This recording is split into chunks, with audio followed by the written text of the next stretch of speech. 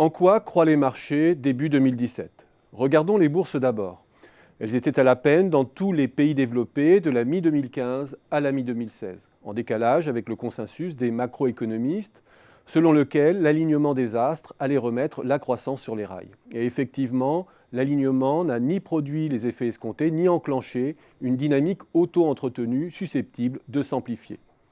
C'est à ce moment qu'est intervenu l'électrochoc du Brexit, le 23 juin 2016, puis le second électrochoc de l'élection de Trump, le 8 novembre 2016. Et là, paradoxalement, l'option déraisonnable semble avoir donné des ailes au marché, échaudée peut-être par le bilan plus que mitigé des stratégies raisonnables qui prévalaient jusqu'ici.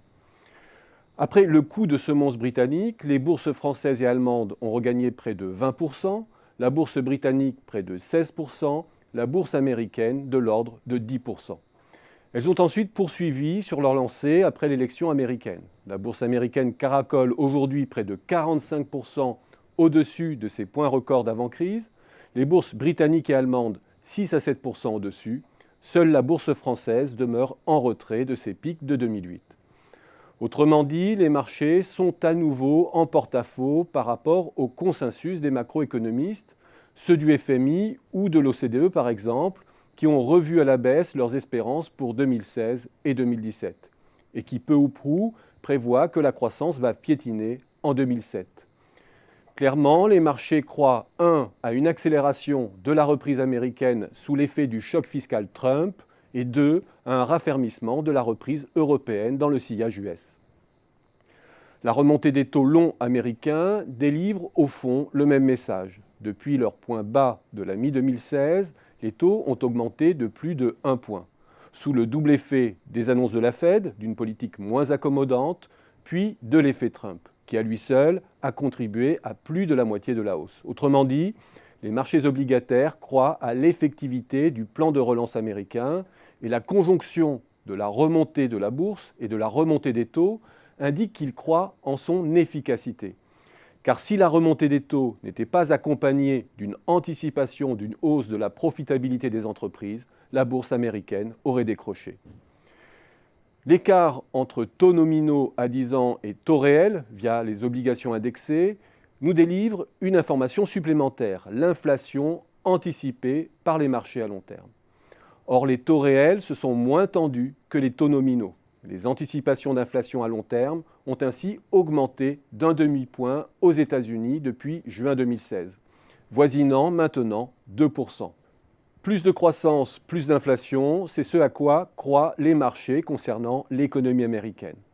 Plus de dette aussi, mais avec l'érosion par la croissance et l'inflation, la dramatisation n'est pas à l'ordre du jour. Cet optimisme semble se diffuser outre-Atlantique.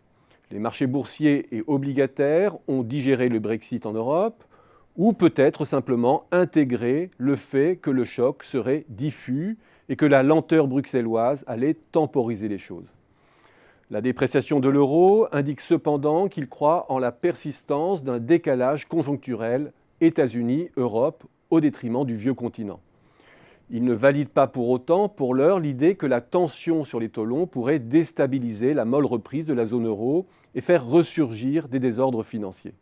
Si l'on prend l'exemple de l'Italie, aujourd'hui maillon faible financier de l'Europe, le spread à 10 ans avec l'Allemagne, c'est certes un peu tendu, notamment en novembre, mais cette embardée ne fait pas tendance, alors même que l'échec référendaire de Renzi est passé par là.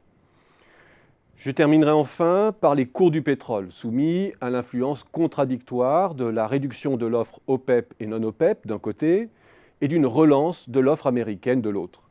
Cette double influence aurait pu conduire à un statu quo. Or, la nette remontée des cours indique aussi que les marchés croient à une demande mondiale assez soutenue.